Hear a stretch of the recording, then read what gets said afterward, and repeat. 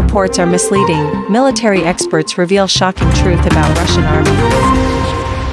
Russia's battlefield advantage in the war against Ukraine is beginning to erode, and the Kremlin could face severe shortages of equipment and manpower as early as next year. The Washington Post reported on May 24th, citing senior US and European officials as well as military analysts. They stated that Russia's combat power is weakening, even as US President Donald Trump refuses to pressure the Kremlin to end the war. More than a dozen anonymous officials told the outlet that Moscow is now more vulnerable to pressure than at any time since its invasion began in 2022. Without progress at the negotiating table or significant Western support for Ukraine, the war is likely to gradually tilt in Russia's favor through the end of 2025, according to a report from the Defense Intelligence Agency, DIA, presented to Congress by Lieutenant General Jeffrey Cruz, the agency's director. However, the report adds that Russia's gains are slowing and coming at a high cost in manpower and equipment.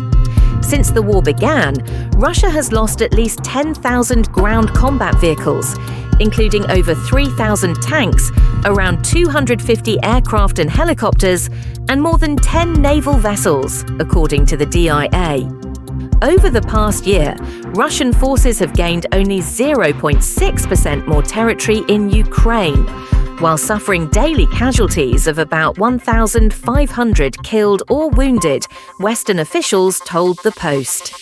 Some estimate that total Russian military losses may exceed 1 million troops.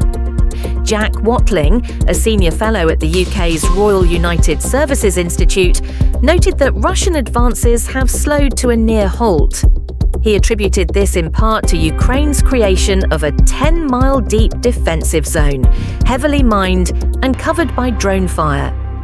At the start of the war, Russia had about 13,000 Soviet-era tanks in storage. Western experts estimate that this reserve could be depleted within months. The Russians can keep fighting, Watling told the Post, but over time, the force will become less and less mechanized. Experts believe that unless a ceasefire is reached, Russia is likely to escalate attacks this summer in a last-ditch effort to break through Ukraine's defenses. However, they warn this could be Moscow's final opportunity. According to General Sir Richard Barrons, former commander of the UK's Joint Forces Command, Russia is nearing the peak of its offensive capability, and a new assault is unlikely to penetrate Ukraine's defensive lines. Western officials also suggest that President Putin's confidence in his military's performance may be based more on overly optimistic reports from subordinates than on the battlefield reality. I think they're overestimating the scale of Russia's current gains, a senior European official told the Washington Post.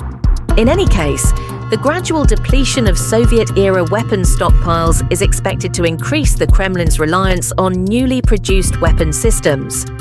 Western officials and analysts argue that now is the ideal time to ramp up sanctions and expand military support for Ukraine.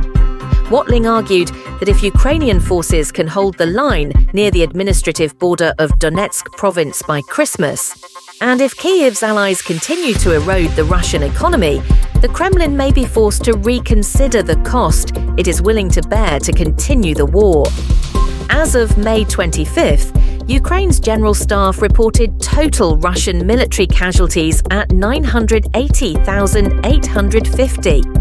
In the previous 24 hours alone, Russia lost approximately 1,020 troops killed or wounded. On May 2nd, the Institute for the Study of War, ISW, wrote that Russian advances had slowed during the first 4 months of 2025, even as casualties remained high. On average, Russia has lost 99 soldiers for every kilometre of Ukrainian territory it captured. On May 5th, the BBC and Mediazona estimated that at least 45,287 Russian soldiers were killed in 2024, making it the bloodiest year of the war. On May 17th, Ukraine's Commander-in-Chief Oleksandr Syrsky reported that since the beginning of 2025, Ukrainian forces have destroyed 1,159 Russian tanks and 2,510 armored vehicles.